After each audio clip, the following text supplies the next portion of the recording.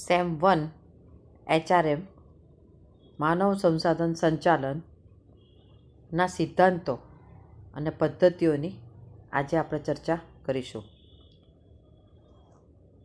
માનવ સંસાધન સંચાલન આમ જોઈએ તો આધુનિક ખ્યાલ છે. તે એકમમાં કાર્ય કરતી વ્યક્તિઓ પ્રત્યેનો અભિગમ છે. આ અભિગમ કેટલાક મૂળભૂત સિદ્ધાંતો ઉપર આધારિત છે. સિદ્ધાંતોની વાત કરીએ તો માનવ સંસાધન સંચાલનનો ખ્યાલ મુખ્યત્વે 4 સિદ્ધાંતો પર આધારિત છે. આ મૂળભૂત સિદ્ધાંતો નીચે મુજબ છે. નંબર 1, મહત્ત્વની મૂલ્યવાન મિલકત. તો માનવ સંસાધન એ સાહસની સૌથી મહત્ત્વની મૂલ્યવાન મિલકત છે. માનવ સંસાધનનું અસરકારક સંચાલન એ એકમની સફળતાની ચાવી છે. એકમની સફળતા કે નિષ્ફળતાનો આધાર તેના ઉપર રહેલો છે.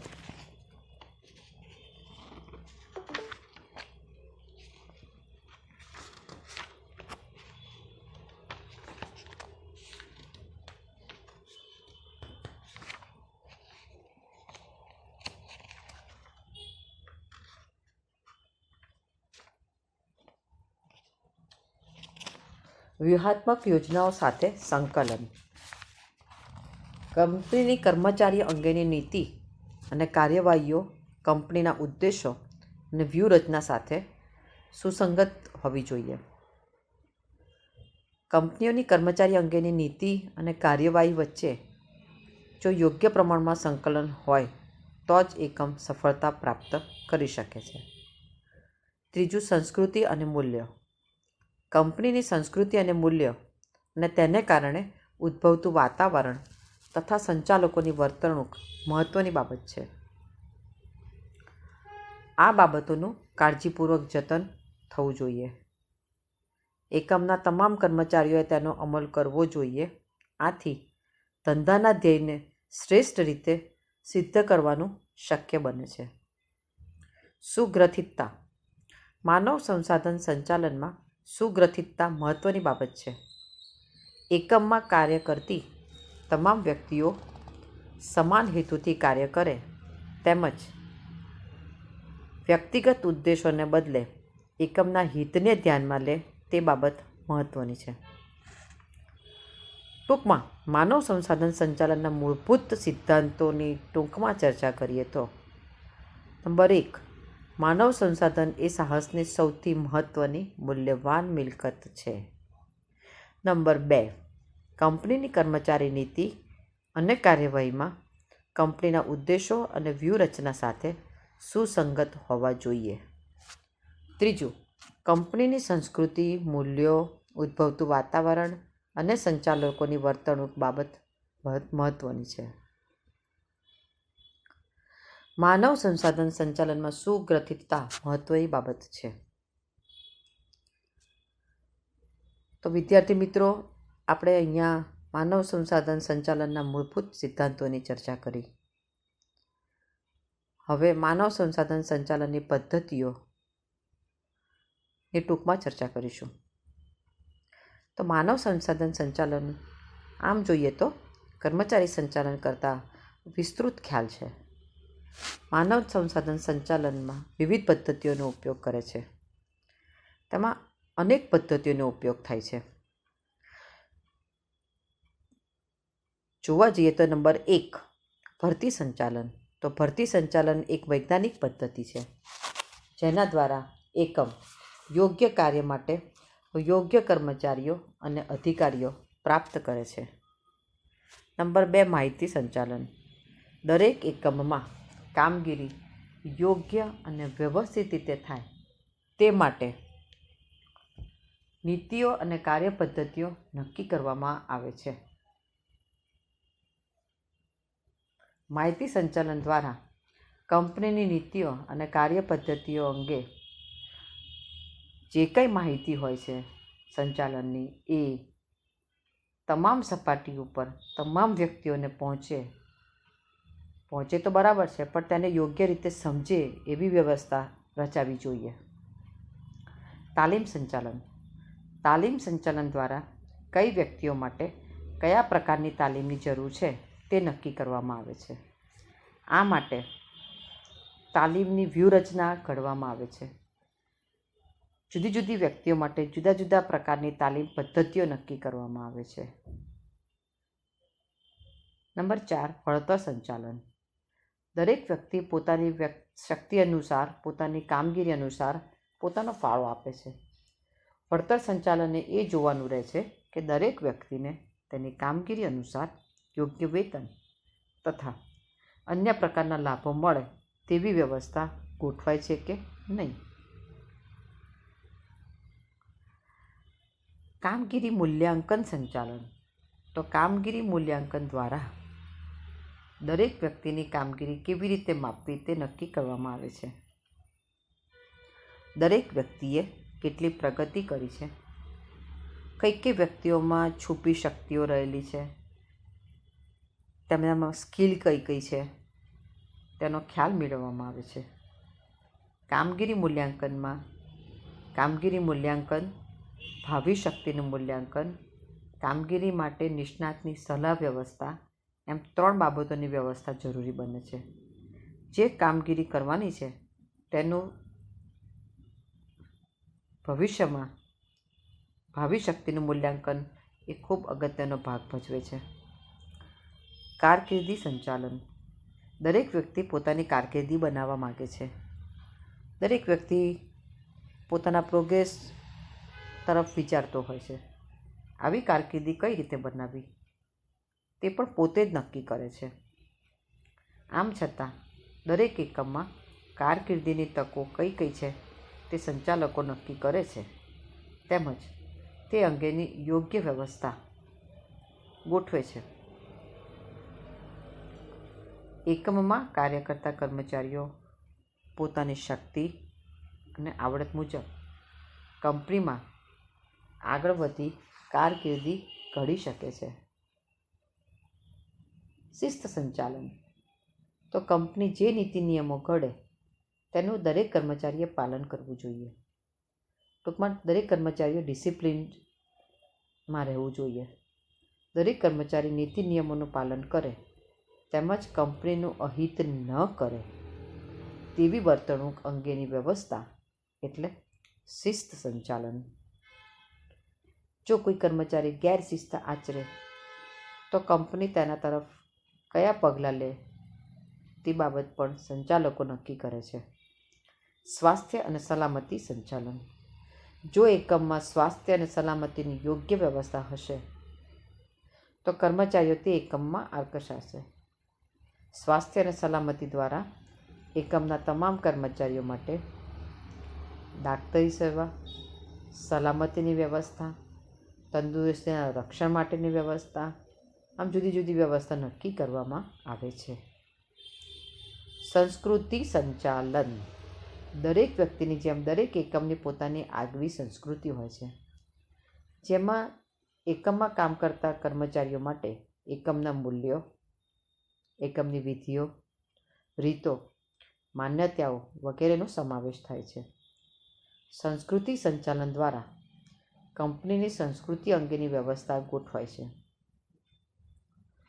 ટૂંકમાં માનવ સંસાધન સંચાલનની પદ્ધતિઓમાં નીચે પ્રમાણેની પદ્ધતિઓનો સમાવેશ થાય છે. નંબર 1, ભરતી સંચાલન. નંબર 2, માહિતી સંચાલન. નંબર 3, તાલીમ સંચાલન. નંબર 4, વળતર સંચાલન. નંબર 5, કામગીરી સંચાલન. નંબર 6, કારકિર્દી સંચાલન. નંબર 7, શિસ્ત સંચાલન. નંબર 8, સ્વાસ્થ્ય અને સલામતી સંચાલન. અને નંબર 9, સંસ્કૃતિ સંચાલન. તો મિત્રો, અહીંયા આપણે આજે 2 ટોપિક વિશે ચર્ચા કરી. એક તો માનવ સંસાધન સંચાલનના મૂળભૂત સિદ્ધાંતો અને તેની પદ્ધતિઓ. હવે માનવ સંચાલન શા માટે જરૂરી છે અથવા તેના ઉદ્દેશો શું છે? માનવ સંસાધન સંચાલનનો અર્થ અને તેના હેતુઓ શું છે? તો માનવ સંસાધન સંચાલનના ઉદ્દેશો. માનવ સંસાધન સંચાલનના વિવિધ લેખોએ વિવિધ દૃષ્ટિકોણથી ઉદ્દેશોની ચર્ચા કરેલી છે. ટૂંકમાં 4 વિભાગોમાં આ ઉદ્દેશોની વહેંચણી કરવામાં આવી છે. નંબર 1 સામાજિક ઉદ્દેશો. નંબર 2 વ્યવસ્થાતંત્રીય ઉદ્દેશો. નંબર 3 કાર્યાનુસાર ઉદ્દેશો. અને નંબર 4 વ્યક્તિગત કર્મચારીલક્ષી ઉદ્દેશો. આમ છતાં માનવ સંસાધન સંચાલનમાં મુખ્ય ઉદ્દેશો નીચે મુજબ છે. નંબર 1 સંગઠનના મૂળભૂત લક્ષ્યાંકોને સિદ્ધ કરવા માટે સક્ષમ અને અભિપ્રેરિત મજૂર દળનું સર્જન કરવું. નંબર 2 સદ્ધર વ્યવસ્થાતંત્રીય માળખાની સ્થાપના કરવી, જાળવણી કરવી, વ્યવસ્થાતંત્રમાં જેટલા સભ્યો હોય તેમના કાર્ય સંબંધોની સ્થાપના કરવી અને જાળવણી કરવી. સંગઠનના ધ્યેયોની સિદ્ધિ માટે માનવ સંસાધનનો અસરકારક ઉપયોગ કરવો. 4 વ્યક્તિગત કે જૂથ વિકાસ માટે સગવડો અને તકોનું સર્જન કરવું, જેથી વ્યવસ્થાતંત્રના વિકાસને તે અનુરૂપ બને. નંબર 5 વ્યક્તિગત અને જૂથ લક્ષ્યાંકો વચ્ચેના સંકલન દ્વારા પરિસ્થિતિ સુમેળપૂર્વક સધાય અને એકમના ધ્યેયો સાથે તે સુસંગત બને.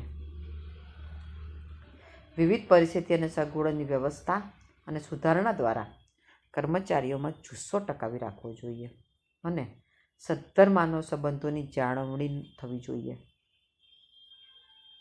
આગળ તાલીમ અને વિકાસ કાર્યક્રમો સતત પૂરા પાડીને પણ માનવ સંપત્તિ મજબૂત બનાવી શકાય છે. યોગ્ય ન્યાયી વેતનો, ઉત્તેજનો, કર્મચારી લાભો, સામાજિક સુરક્ષા, પડકારરૂપ કાર્યના પગલાં, પ્રતિષ્ઠા, માન્યતા, સલામતી, મોભા વગેરે પૂરા પાડીને વ્યક્તિગત અને જૂથ આવશ્યકતાઓ જાણવી અને તેને સંતોષવી જોઈએ.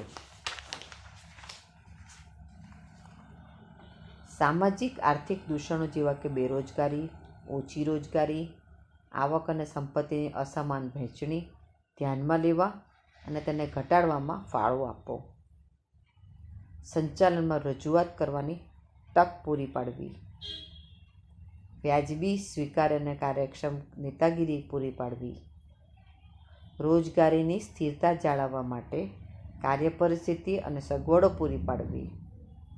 સહકાર અને વિશ્વાસમાં વધારો કરવા કંપનીની બાબતો કર્મચારીઓને સક્રિય રીતે સંડોવવા જોઈએ. શિસ્ત અને ફરિયાદોને લગતી બાબતોને પ્રશ્નોના નિરાકરણની જુદી જુદી પદ્ધતિઓ અપનાવવી જોઈએ. વ્યવસ્થાતંત્રને પરિવર્તનશીલ બનાવવું કે જેથી સ્પર્ધાત્મક, ઝડપી પરિવર્તનશીલ પર્યાવરણ બની શકે. સંચાલકોએ યોગ્ય પ્રકારનું વાતાવરણ જો સર્જ્યું હોય તો જ કંપની સંચાલનના ઉદ્દેશો સિદ્ધ થઈ શકે છે. એટલે આવશ્યકતાઓ સંતોષાવી જોઈએ. ટૂંકમાં માનવ સંસાધન સંચાલનના ઉદ્દેશોની ચર્ચા કરીએ તો નંબર 1 લક્ષ્યાંકોની સિદ્ધિ માટે મજૂર દળનું સર્જન અને ઉપયોગ કરવો. સદ્ધર વ્યવસ્થાતંત્ર માળખાની રચના કરવી. નંબર 3 માનવ સંસાધન સંચાલનનો અસરકારક ઉપયોગ કરવો. નંબર 4 વ્યક્તિગત અને જૂથ વિકાસની તકોનું સર્જન કરવું. નંબર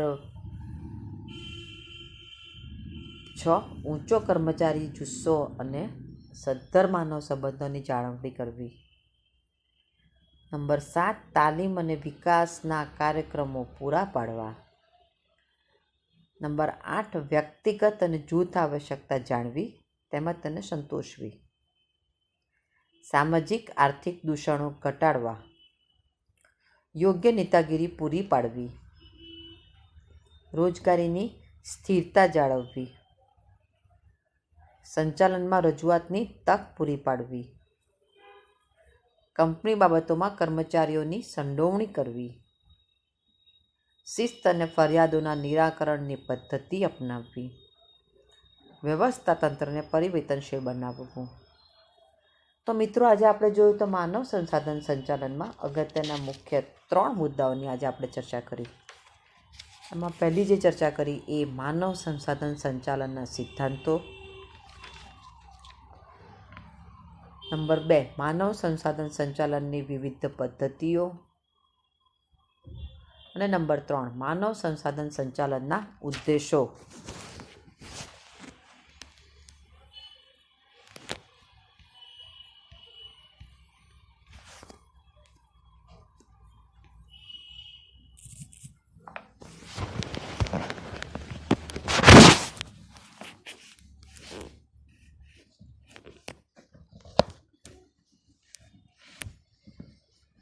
આજે જે આપણે ટૉપિકની ચર્ચા કરી એમાં મેં તમને નીચે ટૂંકમાં મુદ્દા બી આપેલા છે. તો તમે એ મુદ્દામાં તમારા પ્રમાણે તમારી લેંગ્વેજમાં બી જરૂરી ફેરફાર કરી શકો છો. એક અગત્યનો ટૉપિક હવે હું લઉં છું કે માનવ સંસાધન સંચાલન અને કર્મચારી સંચાલન એ બંને વચ્ચેનો તફાવત શું છે. તો તફાવતને આપણે મુદ્દાસર વહેંચી નાખીશું.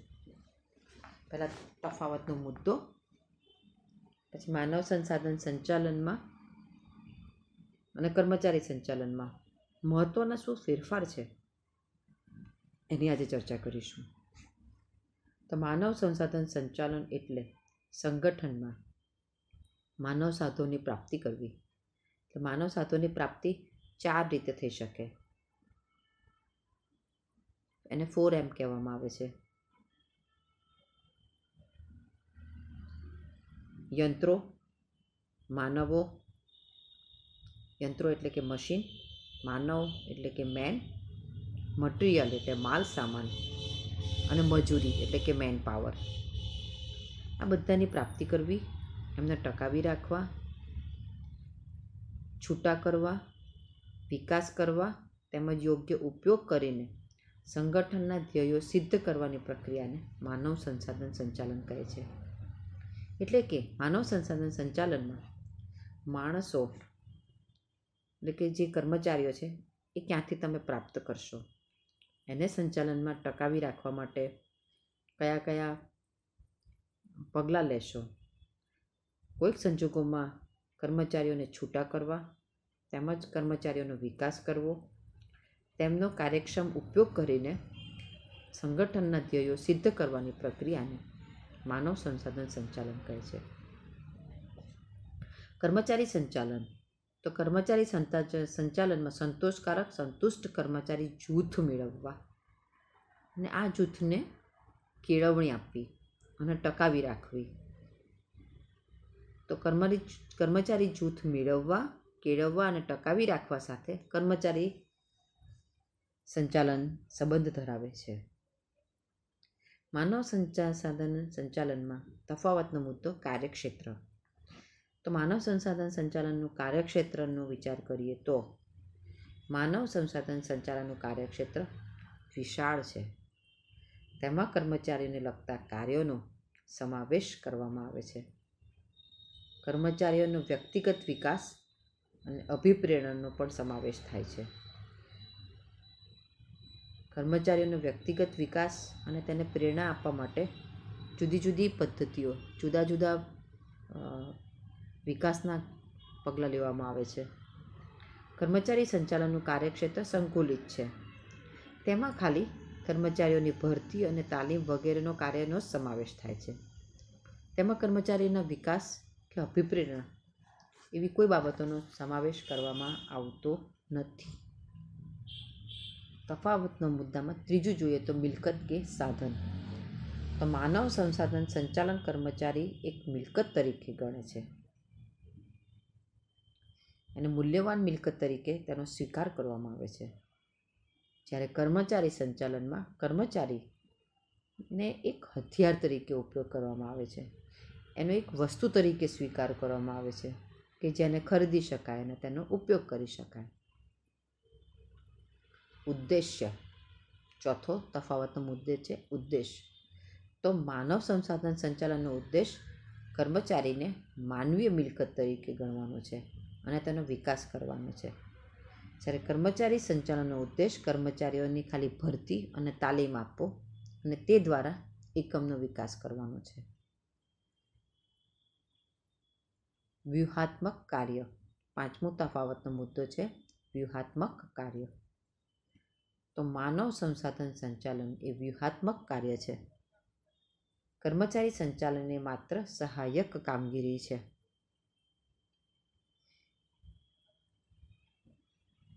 નંબર 6 કર્મચારીઓનો ઉપયોગ. તો માનવ સંસાધન સંચાલનમાં કર્મચારીઓનો ઉપયોગ સંગઠન, કર્મચારીઓ અને તેમના કુટુંબના સભ્યોનો વિવિધ પ્રકારનો પરસ્પરના લાભ માટે કરવામાં આવે છે. જ્યારે કર્મચારીઓનો ઉપયોગ કર્મચારી સંચાલનમાં મોટા ભાગે સંગઠનના લાભ માટે જ કરવામાં આવે છે. અહીંયા કુટુંબના સભ્યો માટે માનવ સંસાધન સંચાલનમાં કુટુંબના સભ્યો અગત્યની બાબત છે. જ્યારે કર્મચારી સંચાલનમાં કર્મચારીઓ એ સંગઠન માટે જ લાભદાયી નીવડે છે. નફાનું કેન્દ્ર. તફાવતનો મુદ્દો છે નફાનું કેન્દ્ર. તો માનવ સંસાધન સંચાલનમાં કર્મચારીઓને નફાના કેન્દ્ર તરીકે ગણવામાં આવે છે અને તેથી માનવ સંસાધન સંચાલનમાં વિકાસ અને ભવિષ્યના ઉપયોગ માટે તેમાં મૂડીનું રોકાણ કરવામાં આવે છે. કર્મચારી સંચાલનમાં કર્મચારીઓને પડતરના કેન્દ્ર તરીકે ગણવામાં આવે છે. આથી સંચાલનમાં મજૂરી પડતરને પણ નિયંત્રણ રાખવામાં આવે છે. મહત્વ. માનવ સંસાધન સંચાલનમાં કારકિર્દી આયોજન, કર્મચારી વિકાસ વગેરે બાબતોને મહત્વ આપવામાં આવે છે. જ્યારે કર્મચારી સંચાલનમાં કર્મચારીની ભરતી, તાલીમ, બઢતી, બદલી વગેરે બાબતોનો ખ્યાલ કરવામાં આવે છે. કાર્યરચના તપાસીએ તો માનવ સંસાધન સંચાલન કાર્યરચનામાં જૂથ કાર્ય એટલે કે એક કરતાં વધારે કર્મચારીઓ કામ કરતા હોય એને મહત્ત્વ આપવામાં આવે છે. જ્યારે કર્મચારી સંચાલનમાં કાર્યરચનામાં શ્રમ વિભાજનને મહત્ત્વ આપવામાં આવે છે. માનવ સંસાધન સંચાલનમાં ઉદ્યોગમાં કાર્ય કરતા તમામ સપાટી કર્મચારીઓ એટલે કે ઉચ્ચ, મધ્યમ અને તળ સપાટીના કર્મચારીઓનો સમાવેશ થાય છે. જ્યારે કર્મચારી સંચાલનમાં કાર્ય કરતા મધ્ય સપાટી અને તળ સપાટીના કર્મચારીઓનો મોટાભાગે સમાવેશ કરવામાં આવે છે. અલગ વિભાગ. ભારત સરકારે માનવ સંસાધન સંચાલન માટે એક અલગ મંત્રીની રચના કરેલી હોય છે અને આ અલગ મંત્રી જુદા જુદા વિભાગોની દેખરેખ રાખે છે. જ્યારે ભારત સરકારે કર્મચારી સંચાલિત માટે કોઈ જ વિભાગ અલગ ખાતાની ફાળવણી કરેલી હોતી નથી. તેમાં કોઈ મંત્રી રાખવામાં આવતા નથી. તો મિત્રો આજે આપણે કર્મચારી સંચાલન અને માનવ સંસાધન સંચાલનના તફાવતના મુદ્દા વિશે ચર્ચા કરી. ટૂંકમાં મેં આજે તમને 4 વસ્તુ સમજાવી: સિદ્ધાંતો, પદ્ધતિઓ, ઉદ્દેશો અને માનવ સંસાધન સંચાલન અને કર્મચારી સંચાલન વચ્ચેનો તફાવત. હવે પછીના 3જા લેક્ચરમાં માનવ સંસાધન સંચાલનનું કાર્યક્ષેત્ર વિશે આપણે વિગતવાર ચર્ચા કરીશું.